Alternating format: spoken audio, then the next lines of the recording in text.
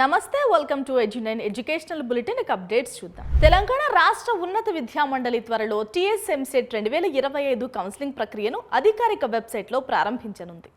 July మొదటి వారంలో counselling ప్రారంభమై ఆగస్టు 15 వరకు కొనసాగుతుందని చైర్మన్ వి బాలకృష్ణారెడ్డి ధృవీకరించారు.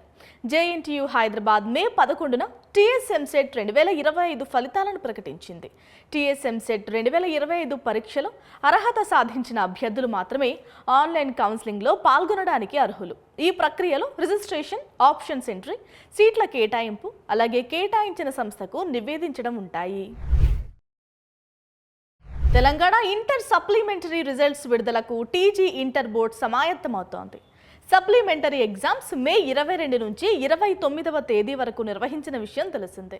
అనంతరం మూల్యాంకనం ప్రక్రియ ప్రారంభమైంది.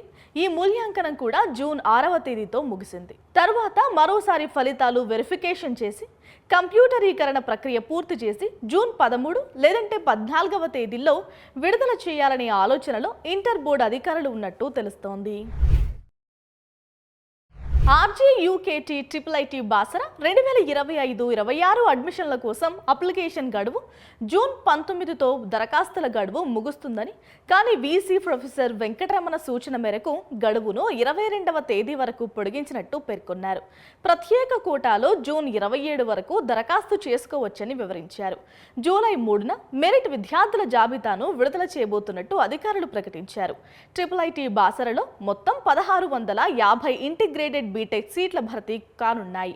యూనివర్సిటీలో 1500 సీట్లు ఉండగా 10% ఈడబ్ల్యూఎస్ కోటా కింద మరో 150 అదనంగా భర్తీ చేస్తారు. మొత్తం సీట్లలో 85% రాష్ట్ర విద్యార్థులకు కేటాయిస్తారు. మిగిలిన 15% సీట్లకు రాష్ట్రంతో పాటు ఏపీ విద్యార్థులు కూడా పోటీ పడబోతున్నారు.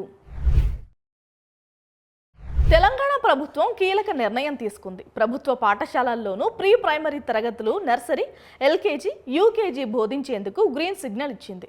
ఈ మేరకు సీఎం రేవంత్ రెడ్డి విద్యాశాఖను ఆదేశాలు జారీ చేశారు. సీఎం రేవంత్ ఆదేశాలతో 210 ప్రభుత్వ స్కూళ్లలో ప్రీ ప్రైమరీ తరగతులు ప్రారంభించేలా తెలంగాణ విద్యాశాఖ అనుమతులిచ్చింది. నర్సరీ, ఎల్కేజీ, యూకేజీ తరగతుల్లో విద్యార్థులను చేర్చుకోవాలని ఆదేశించింది. దీంతో ఈ విద్యా సంవత్సరం నుంచే ప్రభుత్వ పాఠశాలల్లో ప్రీ ప్రైమరీ తరగతులు ప్రారంభం కానున్నాయి. ప్రభుత్వ, ఎయిడెడ్, ప్రైవేట్ పాఠశాలలు జూన్ 12 నుంచి తిరిగి ప్రారంభమయ్యాయి. జూన్ 14న రెండో శనివారం, జూన్ 22న ఆదివారం సెలవులు ఉంటాయి. రాష్ట్రంలో 26,067 ప్రభుత్వ పాఠశాలలు, మరో 11,650 ప్రైవేట్ బడులు ఉన్నాయి. వీటికి అదనంగా 495 కేజీబీవీలు, 194 మోడల్ స్కూల్స్ నడుస్తున్నాయి. ప్రైవేట్ పాఠశాలల్లో అడ్మిషన్లు ఫుల్ ఉంటే సర్కార్ బడుల్లో మాత్రం నిల్లంటున్నారు. ఏటా ప్రభుత్వ పాఠశాలల్లో చేరేవారి సంఖ్య గణనీయంగా తగ్గిపోతూ వస్తోంది. జూన్ 6 నుంచి ప్రభుత్వ పాఠశాలల్లో అడ్మిషన్ల కోసం ప్రొఫెసర్ జయశంకర్ బడిబాట కార్యక్రమాన్ని ప్రభుత్వం నిర్వహిస్తూ వస్తోంది. ఏపీ విద్యాశాఖ మంత్రి లోకేష్ చొరవతో ఏపీలో కొత్త విద్యా చర్యలు ప్రారంభమయ్యాయి. బడిబాట కార్యక్రమం ద్వారా 59,000కు పైగా పాఠశాలలు ప్రారంభమయ్యాయి. గుర్తింపు లేని స్కూళ్లపై చర్యలు తీసుకోవడానికి ప్రభుత్వం చర్యలు స్టార్ట్ చేసింది. ప్రభుత్వ పాఠశాలల్లో మధ్యాహ్న భోజనంగా ఉలవలు, అలాగే ఎర్ర బియ్యం వాడకాన్ని ప్రారంభించబోతున్నారు. రాష్ట్రంలో 1365 గ్రూప్ 3 సర్వీస్ పోస్టుల భర్తీ ప్రక్రియలో భాగంగా ఈ నెల 18 నుంచి జూలై 6 వరకు జరగాల్సిన ధృవీకరణ పత్రాల పరిశీలన షెడ్యూల్ను టీజీపీఎస్సీ వాయిదా వేసింది. గ్రూప్ 2 సర్వీస్ పోస్టుల తుది నియామక ప్రక్రియ ముగిసే వరకు గ్రూప్ 3 ధృవపత్రాల పరిశీలన వాయిదా వేయాలంటూ అభ్యర్థులు చేసిన విజ్ఞప్తితో ఈ నిర్ణయం తీసుకుంది. ఈ మేరకు టీజీపీఎస్సీ కార్యదర్శి డాక్టర్ ఈ నవీన్ నికోలస్ ఆదేశాలు జారీ చేశారు. రాష్ట్రంలో ఎప్సెట్ కౌన్సిలింగ్ జూలై మొదటి లేదా రెండో వారంలో ప్రారంభిస్తామని రాష్ట్ర ఉన్నత విద్యామండలి చైర్మన్ ఆచార్య వి బాలకృష్ణారెడ్డి వెల్లడించారు. ఈసారి గతంలో కంటే ముందుగా కౌన్సిలింగ్ నిర్వహించి సకాలంలో తరగతులు ప్రారంభించాలనుకుంటున్నామని, ఈ క్రమంలోనే జేఎన్టీయూ హైదరాబాద్ తనిఖీలను కూడా పూర్తి చేశామని తెలిపారు. విద్యార్థులందరికీ నాణ్యమైన విద్య నైపుణ్యాలు అందించాలన్న లక్ష్యంతో రాష్ట్ర ప్రభుత్వం ప్రతి నియోజకవర్గంలో ఏర్పాటు చేయనున్న యంగ్ ఇండియా సమీకృత పాఠశాలలు ఏర్పాటయ్యే ప్రాంతాల ఎంపికపై ఉన్నతాధికారులు దృష్టి సారిస్తున్నారు. ఒక్కో పాఠశాలను 200 కోట్ల వ్యయంతో నిర్మించడంతో హైదరాబాద్, రంగారెడ్డి, మేడ్చల్ జిల్లాల్లో రెవెన్యూ అధికారులు స్థలాల ఎంపికను ప్రతిష్టాత్మకంగా తీసుకున్నారు. గ్రేటర్ పరిధిలో నియోజకవర్గానికి ఒకటి చొప్పున 29 నియోజకవర్గాల్లో అనువైన ప్రాంతాలను 2-3 నెలల్లో ఎంపిక చేసి శంకుస్థాపన పనులు చేపట్టబోతున్నారు. మహేశ్వరం, షాద్నగర్, కల్వకుర్తి నియోజకవర్గాల్లో సమీకృత గురుకుల పాఠశాలల నిర్మాణ పనులు ఇప్పటికే స్టార్ట్ అయ్యాయి. హైదరాబాద్లో అవసరమైన స్థలం అందుబాటులో లేకపోవడంతో ప్రత్యామ్నాయాలను పరిశీలిస్తున్నారు అధికారులు.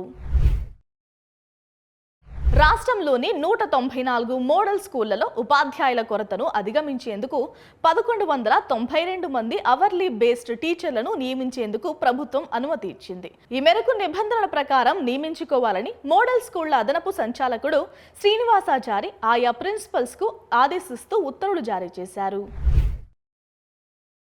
రాష్ట్రంలోని ఎస్సీ గురుకులాల్లో విద్యార్థులకు ఆహ్లాదకర వాతావరణం కల్పించాలని జాతీయ బాలల హక్కుల పరిరక్షణ కమిషన్ ప్రభుత్వానికి సూచించింది. గురుకుల సొసైటీ కార్యదర్శి ఇటీవల చేసిన వ్యాఖ్యలు గురుకులాల్లో బాల కార్మిక వ్యవస్థను ప్రోత్సహించేలా, విద్యార్థుల రక్షణ, గౌరవానికి ఇబ్బంది కలిగించేలా ఉన్నాయని న్యాయవాది కె రేవంత్ ఎన్సీపీసీఆర్కు ఫిర్యాదు చేశారు. దీన్ని పరిశీలించిన కమిషన్ విద్యార్థులు ప్రశాంత వాతావరణంలో చదువుకునేలా చూడాలని, తమకు అందిన ఫిర్యాదుపై తగిన చర్యలు తీసుకోవాలని సొసైటీ అదనపు కార్యదర్శికి సూచించారు. డిగ్రీ ఆన్లైన్ సర్వీసెస్ తెలంగాణ తొలి విడతలో మొత్తం 60,428 మందికి సీట్లు కేటాయించగా 41,285 మంది విద్యార్థులు చేరారు. ఇక రెండో విడత కౌన్సిలింగ్లో 33,409 మంది ఫీజు చెల్లించి దరఖాస్తు చేశారు. తొలి విడతలో సీట్లు దక్కిన వారిలో దాదాపు 13,000 మందికి పైగా మెరుగైన కళాశాల సీట్ల కోసం మళ్లీ వెబ్ ఆప్షన్స్తో పోటీ పడుతున్నారు. ఈ నెల 13వ తేదీన రెండో విడత సీట్లు కేటాయించనున్నారు. రాష్ట్రంలోని ప్రాథమిక, కస్తూర్బా ఆశ్రమ మోడల్ స్కూళ్లలో ఆర్ట్ టీచర్ ఉద్యోగాలు భర్తీ చేసేందుకు నోటిఫికేషన్ జారీ చేయాలని ట్రైన్డ్ ఆర్ట్ గ్రాడ్యుయేట్ అభ్యర్థులు విజ్ఞప్తి చేశారు. ఈ మేరకు సీఎం రేవంత్ రెడ్డి పాఠశాల విద్యా కార్యదర్శి యోగితా రాణాకు వినతి పత్రం అందజేసినట్లు మంగళవారం ఒక ప్రకటనలో తెలిపారు. 25 ఏళ్లుగా పాఠశాలల్లో ఆర్ట్ టీచర్ పోస్టులను భర్తీ చేయడం లేదని, నోటిఫికేషన్ వచ్చే వరకు పార్ట్ టైం ఉద్యోగాలైనా ఇవ్వాలంటూ విజ్ఞప్తి చేశారు. షేర్లింగంపల్లిలోని యంగ్ ఇండియా ఉన్నత స్థాయి ప్రమాణాలు, అంతర్జాతీయ స్థాయి సౌకర్యాలతో విద్యాబోధన అందించాలన్న లక్ష్యంతో young India integrated residential school ఏర్పాటుకు ప్రభుత్వం శ్రీకారం చుట్టిన విషయం విదితమే. ఇందులో భాగంగా ఇటీవల కొత్తగా మరో 20 సమీకృత గురుకుల పాఠశాలలను ప్రభుత్వం మంజూరు చేసింది. ఇందులో షేర్లింగంపల్లి నియోజకవర్గానికి సైతం చోటు దక్కింది.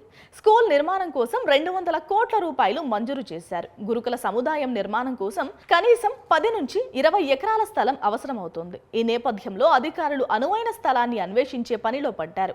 ఇక నియోజకవర్గంలో వివాదరహితంగా ఉన్న ప్రభుత్వ స్థలాన్ని పాఠశాల కోసం కేటాయించేందుకు అధికారులు కసరత్తు చేస్తున్నారు.